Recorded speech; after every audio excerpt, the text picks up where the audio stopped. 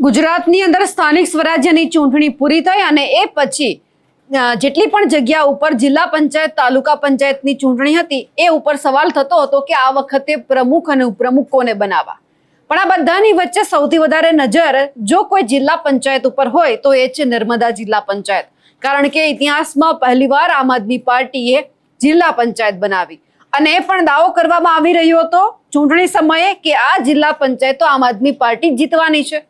ચૈતર વસાવાએ ખૂબ મહેનત કરી અને હવે જ્યારે જિલ્લા પંચાયતના પ્રમુખ અને ઉપપ્રમુખની વાત આવી છે ત્યારે કોના ઉપર ભરોસો મૂકવામાં આવ્યો છે તેમની ચર્ચા કરીએ। નમસ્કાર, આપ જોઈ રહ્યા છો નિર્ભય ન્યૂઝ અને હું છું આપની સાથે રિદ્ધિ। આમ આદમી પાર્ટીના સંયોજક અરવિંદ કેજરીવાલ ગુજરાતના પ્રવાસે છે। આજે રાજપીપળામાં એમનો એક ભવ્ય રોડ શો છે, તેઓ રેલી કરવાના છે અને આ બધાની વચ્ચે વાત એવી પણ હતી કે જ્યારે અરવિંદ કેજરીવાલ ગુજરાતના પ્રવાસે આવે ત્યારે કદાચ જ્યાં નર્મદા જિલ્લા પંચાયત છે તેમના પ્રમુખ અને ઉપપ્રમુખની વરણી છે તે થઈ શકે એમ છે અને બન્યું પણ એવું કે રોડ શો યોજાય, રેલી યોજાય એ પહેલા જ નર્મદા જિલ્લા પંચાયતના પ્રમુખ અને ઉપપ્રમુખની વરણી થઈ ચૂકી છે। ચૈતર વસાવાએ જે મહેનત કરી હતી તેમનું ફળ છે, ચૈતર વસાવાને મળી ગયું છે। નર્મદા જિલ્લા પંચાયત પર આમ આદમી પાર્ટીએ ઐતિહાસિક કબજો મેળવ્યો છે। અંજનાબેન વસાવા છે પ્રમુખ બન્યા છે, સંગીતાબેન તડવીને ઉપપ્રમુખ બનાવવામાં આવ્યા છે। નર્મદાની જીત જનતાની જીત છે તેવો પણ વિશ્વાસ ચૈતર વસાવાએ વ્યક્ત કર્યો છે। લોકોના વિશ્વાસને કામથી સાબિત કરવાનું છે તેવું ચૈતર વસાવાએ કહ્યું છે। ગુજરાતના ઇતિહાસમાં પ્રથમવાર આમ આદમી પાર્ટીએ જિલ્લા પંચાયત બનાવી છે, કાર્યકરોમાં પણ ખુશીનો માહોલ છે। નર્મદા જિલ્લાના પ્રશ્નોનું ઝડપથી નિવારણ આવે તે માટે જિલ્લા પંચાયતની જે આ ટીમ છે એ આખી સંકલનથી કામ કરશે। નર્મદાના છેવાડાના વ્યક્તિ સુધી વિકાસ અને સેવા પહોંચાડવાનો પણ આમ આદમી પાર્ટીનો સંકલ્પ છે તેવી વાત ચૈતર વસાવાએ કરી છે। લોકોના આશીર્વાદ અને વિશ્વાસથી નર્મદામાં આપની સત્તા આવી છે, પ્રજાલક્ષી કામગીરીને પણ પ્રાથમિકતા આપવામાં આવશે તેવો પણ અત્યારે વિશ્વાસ છે તે વ્યક્ત કરવામાં આવ્યો છે। એટલે કે આમ આદમી પાર્ટીના જે ચૈતર વસાવાએ મહેનત કરી છે તે અત્યારે ક્યાંક રંગ દેખાડી રહી છે। એટલે કે અહીંયા આવે જ્યારે જિલ્લા પંચાયત બની ગઈ છે ત્યારે અને સૌથી વધારે ખાસ તો જે મહિલા છે તેમને પ્રાધાન્ય આપવામાં આવ્યું છે, પ્રમુખ અને ઉપપ્રમુખ છે બંને મહિલા બનાવવામાં આવ્યા છે। સૌથી પહેલા તો ચૈતર વસાવા શું કહી રહ્યા છે તે પણ સાંભળી લઈએ।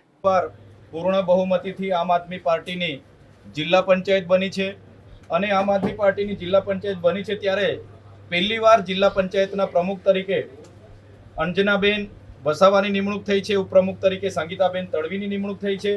ત્યારે અમે બધા ખુશીનો એક આજે ખુશીનો અમારા માટે ઉત્સવ છે। સાથે સાથે આ પ્રસંગે અમે નર્મદા જિલ્લાના તમામ લોકોનો આભાર માનીએ છીએ। આ જીત એ નર્મદા જિલ્લાની લોકોની જીત છે। સાથે સાથે વિશ્વાસ આપીએ છીએ, ખાતરી આપીએ છીએ જે પણ સમસ્યાઓ, જે પણ પ્રશ્નો જેનું નિરાકરણ આજ દિન સુધી નથી થયું એવા તમામ પ્રશ્નોનું નિરાકરણ સત્વરે આવે એ પ્રકારની કામગીરી અમે બધા સાથે રહીને કરીશું। એક ધારાસભ્ય તરીકે મારી પણ જવાબદારી છે, જિલ્લા પ્રમુખ, ઉપપ્રમુખ અને અમારા તમામ સમિતિઓના અધ્યક્ષો બધા સાથે રહીને મંત્રણા કરીને પરામર્શ કરીને બધા નર્મદા જિલ્લાના છેવાડાના વ્યક્તિનું કામ થાય એ પ્રકારની અમારી કામગીરી હશે। સાથે સાથે હું આપ સૌના માધ્યમથી કહેવા માંગુ છું, આમ આદમી પાર્ટી એટલે કે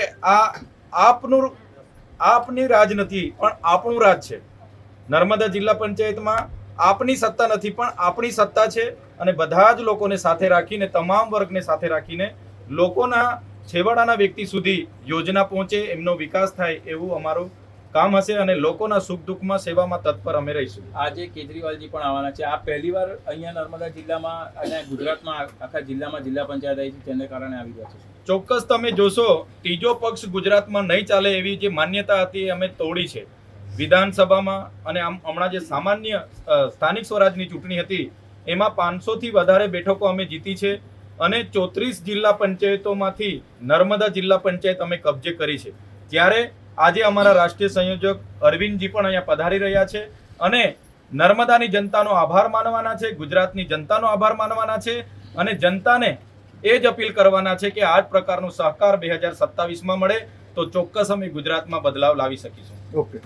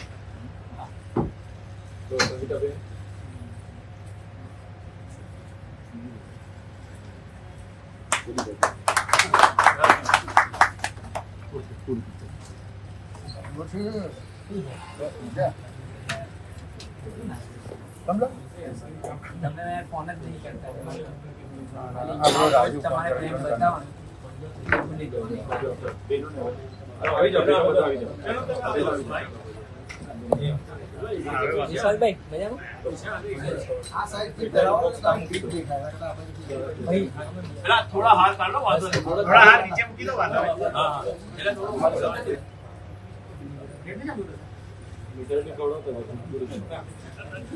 ડાયાબિટીસ ના થઈ જાય.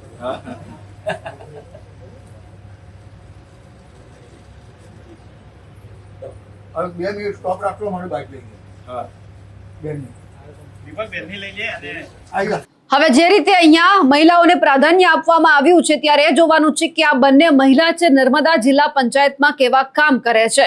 આમ આદમી પાર્ટીના ચૈતર વસાવાએ તો વિશ્વાસ વ્યક્ત કરી દીધો છે, પરંતુ આ બધાની વચ્ચે હવે વિકાસલક્ષી કેવા કામ થાય છે તે પણ જોવાનું રહ્યું. અમારા અહેવાલને લઈને આપનું શું માનવું છે કમેન્ટ કરીને ચોક્કસથી જણાવજો. સાથે જ અમારી નિર્ભય ન્યૂઝ ચેનલને લાઇક, શેર અને સબસ્ક્રાઇબ કરવાનું ભૂલશો નહીં. નમસ્કાર.